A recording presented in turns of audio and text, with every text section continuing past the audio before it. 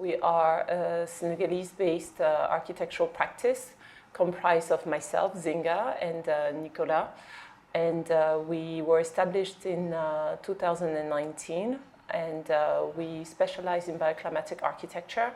And we work mostly with bio-based materials to create passive buildings that have an adaptation to the climate. For us, generally, land architecture is really an architecture of the thinking about human settlements that is connected to our material and human context. It's very much in our DNA to be informed by the context in which we are, be it historical, geographical, climatic, cultural, and societal.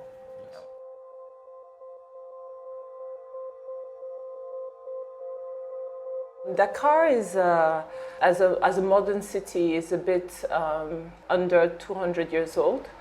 It used to be a village, a conglomerate of indigenous villages. Throughout the process of and the encounter with the French colonial institution, it's slowly transformed to become a sort of hybrid city in which we have traces of indigenous urbanism, but also traces of the sort of French colonial urbanism as well. Nowadays, if you look at an aerial picture of Dakar, it looks very gray. Color of cement, which is the main material that is being used in the city. Concrete is, I think, the material right now. It's also the number one local material because it's a big economy of Senegal. There is 3 big factories here, and so there is a huge offer for cement and concrete. You can buy cement at every corner of every street. Everybody knows more or less the price of it. It appears to be very easy to use for construction. So everybody turned in masonry. It's almost like the material of empowerment and of self-empowerment, because we are in a context in which you have about 85% of particularly with housing that is being built, that is self-built. You know, it's self-funded and self-initiated construction. A lot of the construction is done by people who aren't necessarily trained, aren't necessarily skilled. It's also done using personal funding because access to credit is very limited here, which means that it's very important for people to be able to build incrementally. So typically, the first thing somebody will do, it will be able to acquire a piece of land.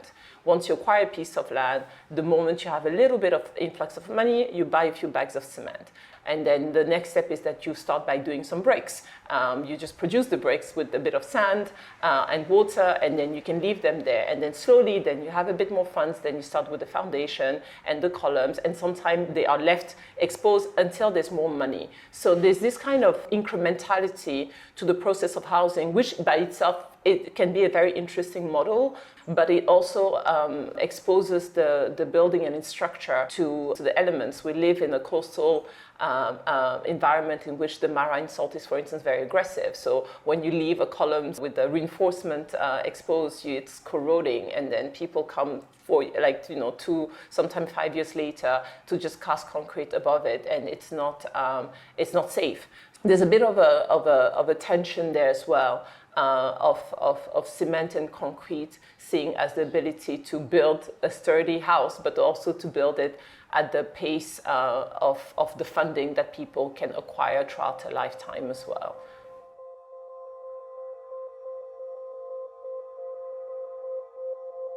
The NKD house is located in the Ngor village of Dakar. We say village on purpose because Ngor is one of those traditional settlements that has existed before the colonial city was materialized. So it is a territory of the Mboup people, who are the indigenous people of Dakar. There's a family that is partly actually indigenous to the village that contacted us now 5 years ago. in order to think about or to design what will be the family house. And it was very clear from the beginning that this needed to be a passive house and that it was going to be built using biomaterials, mostly earth, for construction.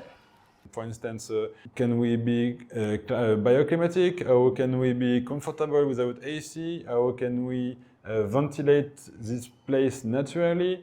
How can we make sunscreen without space? How can we give intimacy to the people, to the inhabitants in this very dense context? So that was a big challenge. Huh? Yeah. I think in terms of the particular materiality, there was a couple of challenges and also opportunities that we had in working with biomaterials. So the first one is that we normally, when we work with earth, we want it to be load-bearing, which became also a challenge because of the height of the building, which is 5-story high. And in the initial calculations, we found ourselves with walls that were about 600 millimeters in width on the ground floor. For a parcel that is 150 square meters, you can understand that this becomes very much of a challenge. So we had to go and work with a bit of a hybrid structure in which some of the walls are reinforced with columns in order just to make them thinner. Other load-bearing systems that we put into place had to do with the floors, in which we used vaulted systems to be able to carry the floors. What we also did with these floors is that we, on top of the vaults, we were able to put a layer of earth and TIFA fiber that has great insulation properties. For the intermediate floors, that gave us mostly acoustic insulation. And on the last floors, which are the roofs, it was able to give us thermal insulation as well. Some of the other sort of material systems that we used was also on the outside walls are exposed bricks. The reason why we use those bricks is because they are able to withstand rain, for instance, when exposed. The bricks enabled us to have this sort of exposed facade and not have this big overhanging roof, which, given the sort of fabric and the shape or the morphology of the building, would have been very difficult and would have probably reduced the amount of space that we had. As you can see, it's a matter of materiality, but it's also how we use this materiality to give answer to the problematic we find. Another tool we use, it's natural ventilation. We are not able to protect and to create an inner climate without renewing the internal air, putting away the hot air. So we work with very simple physics things, like thermodynamic things, thermodynamic law.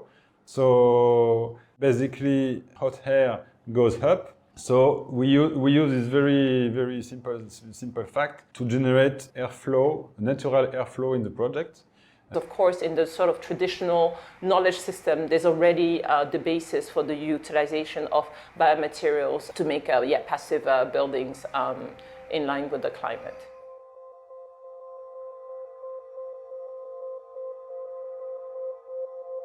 I think the biggest lesson that we can get or that we can learn from vernacular architecture is the specificity, in a way, of buildings with their climate and the adequation of buildings with their climate and with their geographies. Because wherever it is that you go in the world, if you look at the vernacular architecture and the ways in which and the materials that it uses, it usually tells you about the materials that are available already in the geography, whether it's stone, whether it's earth or clay, whether it's timber, whether it's fibers, whatever it is, whether it's ice, for some people, just water.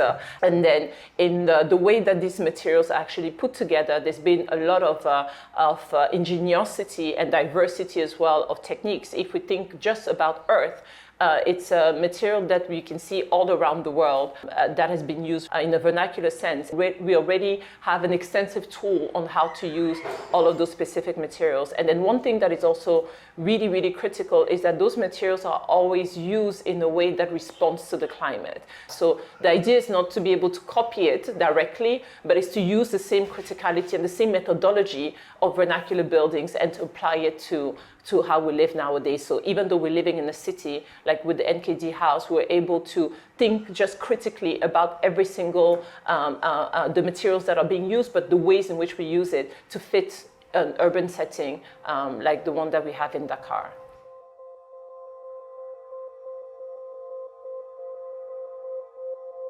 There's a level of regression that doesn't really make sense to us. How do we build with an evolved material in concrete and be less comfortable than we were in the traditional constructive system? It really just doesn't make sense. And people don't realize how much of a regression that is. So providing an alternative in which we're using these low-tech materials that are a lot more suited to the climate, so it's the materials, but it's also the way in which we design and build with it, is a form for us to empower people to kind of center human systems, human knowledge, working with materials that in which we have a direct connection to the body. So there's also a way in which, through the constructive process, we're able to reconnect the human with its living environment in constructing and also making environments that are a lot more humane for people to inhabit. And if we're completely disconnected from the materials, then we won't know how to maintain them and how to live with them.